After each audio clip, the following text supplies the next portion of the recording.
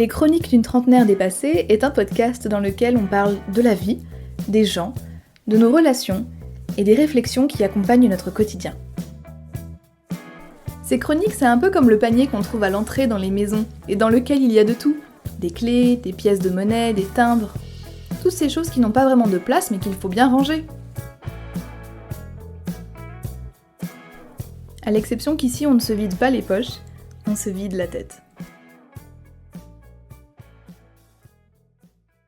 Le mois d'octobre commence tout doucement et moi je suis posée confortablement pour pouvoir vous parler d'un sujet, un sujet vraiment sensible, ça c'est le moins qu'on puisse dire, et dont j'ai pris conscience que très récemment.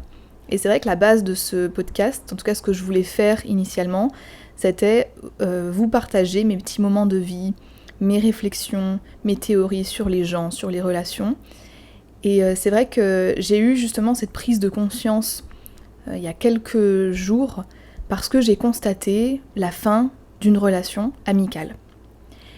Et en fait, c'est un sentiment qui a été très surprenant parce que j'ai pas eu l'occasion de le vivre souvent. Dans le sens où, dans ma vie, les choses font rarement un cycle complet avec un début, un milieu et une fin.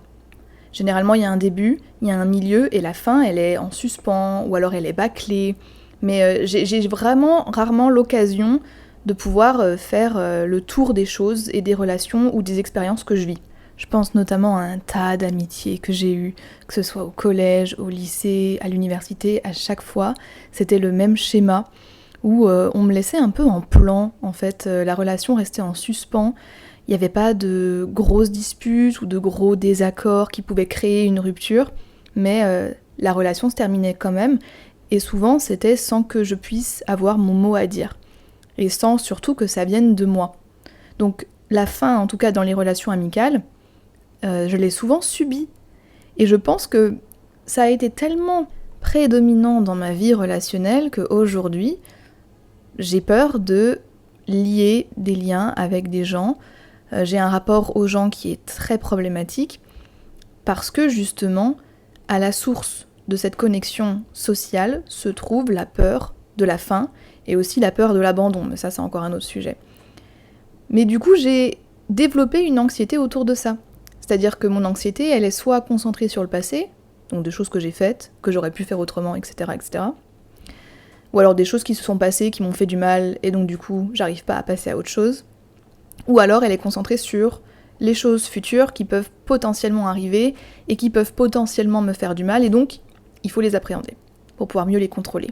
Ce qui, on est bien d'accord, n'est pas possible. Mais du coup, mes relations avec les gens sont conditionnées par ce processus-là d'anxiété. Et la peur de la fin. Aujourd'hui, c'est une vraie peur parce que je ne fais plus confiance aux gens. Je ne leur fais pas confiance pour me dire les choses telles qu'elles sont, avec honnêteté et sincérité et bienveillance. Dans ma vie, dans mes expériences, j'ai plus souvent eu des personnes qui ont préféré ghoster, partir sans rien dire ou mentir que me dire les choses honnêtement. Et je ne peux plus. Je peux pas. C'est un mécanisme de pensée que je n'arrive même pas à comprendre. Et donc, forcément, quand on a été habitué à ça, à ce qu'on nous dise pas les choses, à ce qu'on nous cache des choses, etc., on en vient à se dire, ok, donc la personne avec qui je relationne, là, il y a une fin.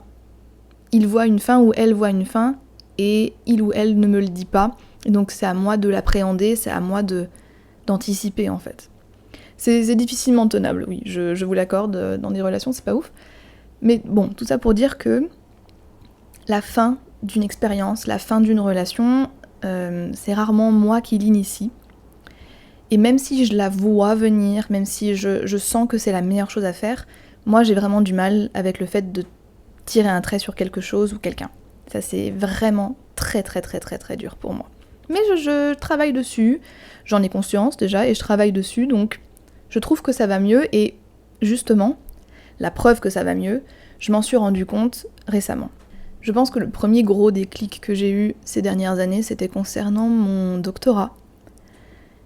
Et le fait que ça affectait profondément ma santé mentale et mon bien-être.